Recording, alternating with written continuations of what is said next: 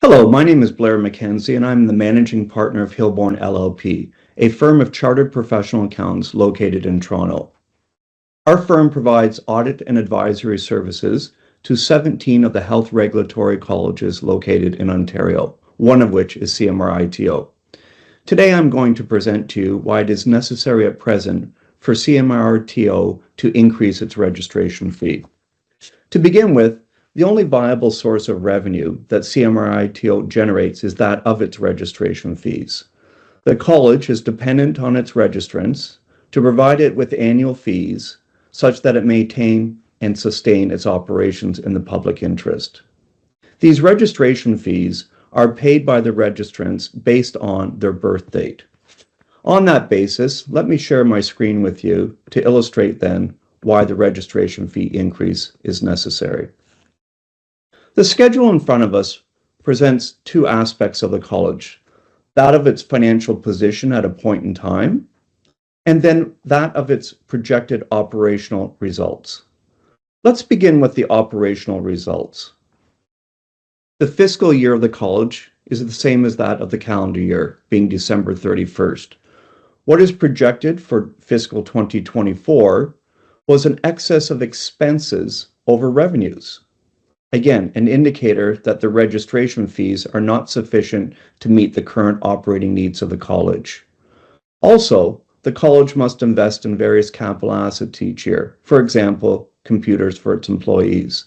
So you will see in fiscal 24 that we have an excess of expenses over revenues of $535,000, capital expenditures of $48,000, in total, what we refer to as an annual operating deficit of $584,000. The picture for fiscal 25 and 26 is very similar. You can see then, in each of these 2 years, operational deficits, that is expenses exceeding its revenues, and you can also see the various capital expenditures that are required to maintain the operations. That being said, this is one of our first issues. Annually, the college is generating revenues less than its expenses. Let's look then at how the college has been able to withstand this situation to date. At the end of fiscal 2023, when we look at the audited financial statements of the college, it presents a cash and investment position of $3 million. And for many readers of the financial statements, the impression is formed, unfortunately wrongly, that this cash position is sufficient for the college to operate.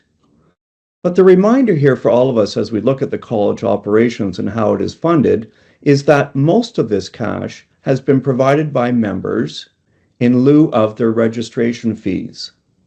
That being said, if we look at the fact that the registration fees are paid on an annual basis and paid on your birth date, the premise is at the end of fiscal 2023, half of the registration base is paid for the next year.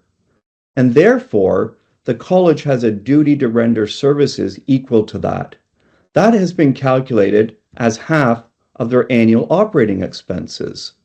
So what we have in essence is operating expenditures required and necessary and having been paid by your members in advance for them. And here we have a situation that is all too relevant to our conversation. We have cash and investments of $3 million, but the liabilities of the college are $3.5 million, creating a deficit of $530,000. One might ask, how is that deficit funded? Well, what happens is the members continue to pay each and every month for their next 12-month cycle. But for example, the members in January of 2024, as they pay, they're actually paying to fund this deficit.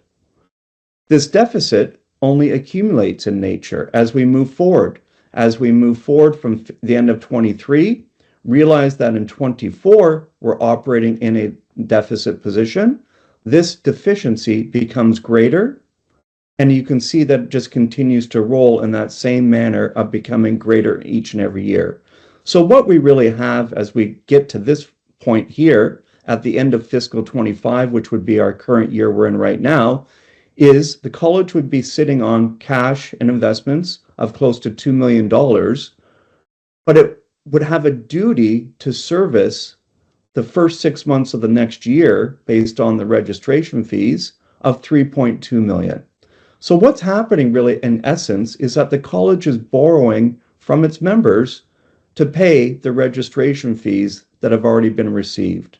And this certainly is not a sustainable method or manner in which the college can operate. For that reason, then, the increase in the registration fee is seen as important, relevant, and necessary at this time. I hope that provides you with some guidance on why it is then that the college has been moving forward. The premise that the college has been addressing is that of ensuring that an annual deficit does not exist. Number one. Number two, ensuring that this deficiency at a point in time will be fully absorbed and not exist. And number three, beyond ensuring that there is not an annual deficit and that this deficiency has been absorbed, that the college in fact turns the corner and builds a positive net asset position that allows it to provide for the financial stability that it should for the future. For all these reasons, that is the premise from which then the fee increase has been presented to the registrants of the college and has been through the due diligence of both the Finance and Audit Committee and the Council.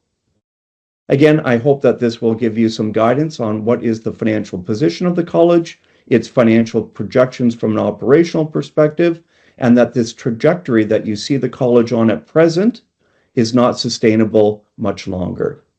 Thank you for your time.